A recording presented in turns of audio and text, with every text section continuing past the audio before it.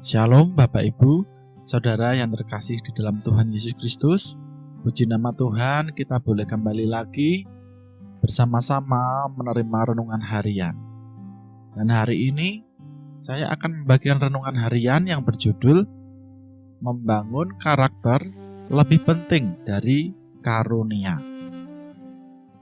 Kita sudah mempelajari pentingnya membangun manusia roh lebih penting karena berlanjut sampai dalam kekekalan. Sedang membangun manusia lahiriah tidak berdampak dalam kekekalan, berhenti hanya di bumi saja. Kita belajar tentang sifat pembawaan seseorang yang dipengaruhi oleh genetika orang tua atau juga pengaruh lingkungan di mana ia tinggal. Tetapi karakter yang dibangun oleh ketaatan akan firman membuat sifat seseorang bisa dipakai Tuhan secara unik dan spesifik. Karakter dan karunia.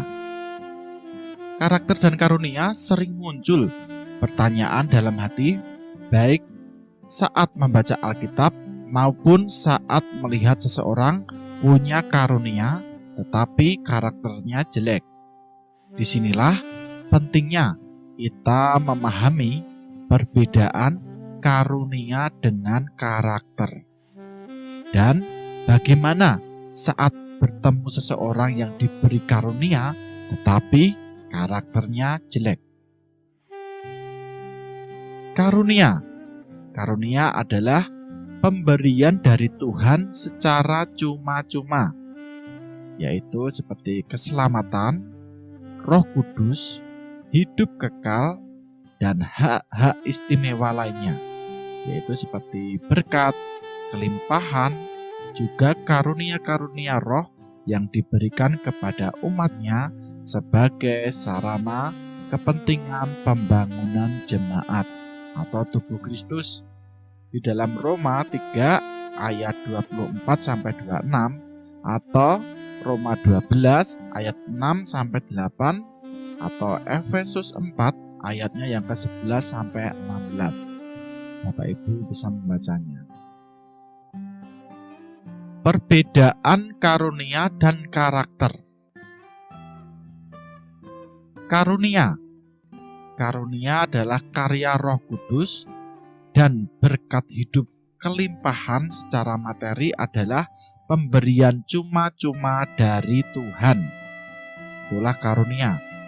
Sedangkan karakter atau buah melakukan firman juga menyalipkan daging atau keakuan atau manusia duniawi atau lama, menghasilkan perubahan hidup dan pertumbuhan manusia rohani orang itu. Semakin taat firman, semakin nampak perubahan hidup dan kedewasaan rohaninya. Inilah perbedaan karakter, yaitu buah-buah roh dan karunia. Jadi kita tahu seseorang menerima karunia-karunia termasuk diberi berkat kekayaan, belum tentu dia juga dewasa rohaninya. Sebab karunia adalah pemberian cuma-cuma dari Tuhan. Sedangkan karakter dan perubahan hidup lama jadi baru hasil penyalipan kedagingannya. Terdapat dalam Galatia 5 ayatnya yang ke-21-23. Seseorang menerima karunia yang bagi kita mungkin menakjubkan, bukan berarti orang itu lebih rohani dari orang percaya lain yang hanya menerima karunia kurang menakjubkan. Orang menerima karunia yang menakjubkan, segala tindakan dan perbuatan atau ajarannya belum tentu berkenan di mata Tuhan. Sebab karakter belum dibangun dengan baik, bisa mencelakakan dirinya juga orang yang mengaguminya. Atau manusia duniawi sangat kuat, biasanya ada motivasi atau tujuan tersembunyi untuk kepentingan pribadi.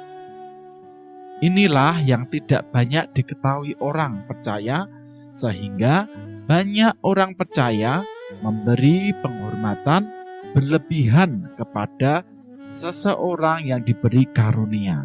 Setelah tahu karakter jadi kecewa. Sebab karunia beda dengan karakter, atau tidak dengan sendirinya seseorang yang menerima karunia pasti punya karakter yang baik. Walaupun demikian, kita tetap menghormati Tuhan yang sudah memberikan karunia kepada orang tersebut. Ingat, Daud tetap menghormati Saul. Contoh di dalam Alkitab adalah Simson yang diberi karunia, tetapi karakternya jelek, tidak boleh melihat perempuan cantik, tidak punya roh penguasaan diri, selalu memuaskan keinginan matanya. Apa yang diingini langsung dilakukan. Untuk sekian waktu lamanya, Tuhan sepertinya toleransi akan perbuatan Simson. Sesungguhnya tidak. Kita bisa melihat akhir hidupnya, mati dengan mata buta.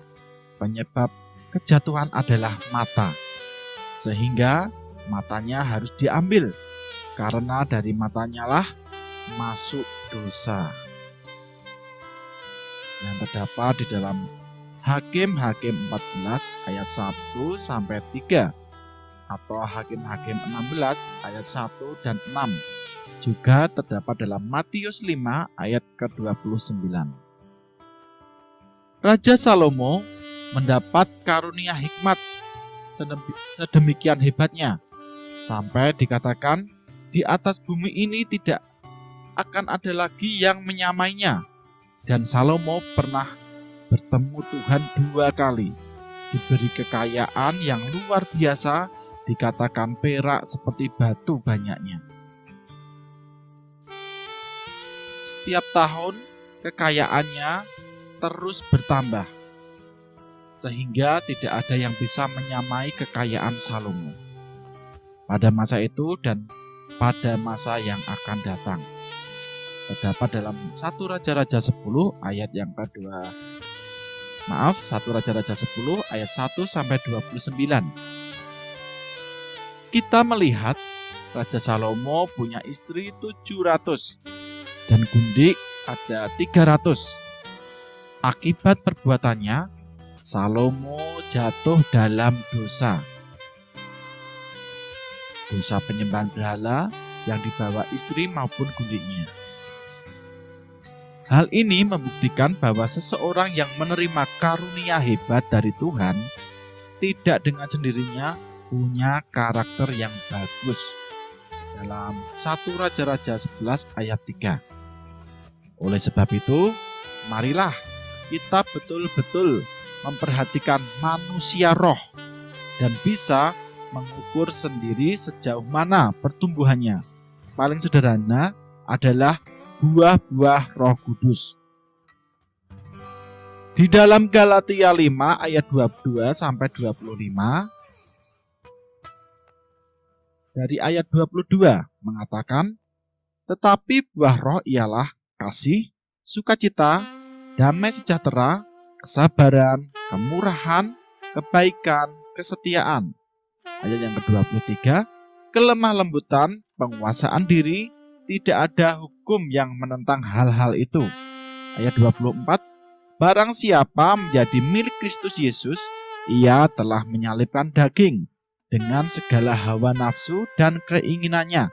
Dan ayat yang ke-25, jikalau kita hidup oleh roh, baiklah hidup kita juga dipimpin oleh roh. Jangan puas dan berhenti hanya buah pembawaan dasar manusia saat diciptakan memang baik, atau yang dimiliki juga manusia umumnya. Mari Bapak Ibu Saudara, kita sujud di altarnya dan menaikkan pujian diam di hadirat-Mu. Mari bermazmur bersama dan ajak keluarga. Biarlah renungan pagi hari ini bisa memberkati kita semuanya, yang bisa mengingatkan kita akan perubahan karakter sesuai kehendak Tuhan. Amin Bapak Ibu. Biarlah nama Tuhan dimuliakan dan Tuhan Yesus memberkati.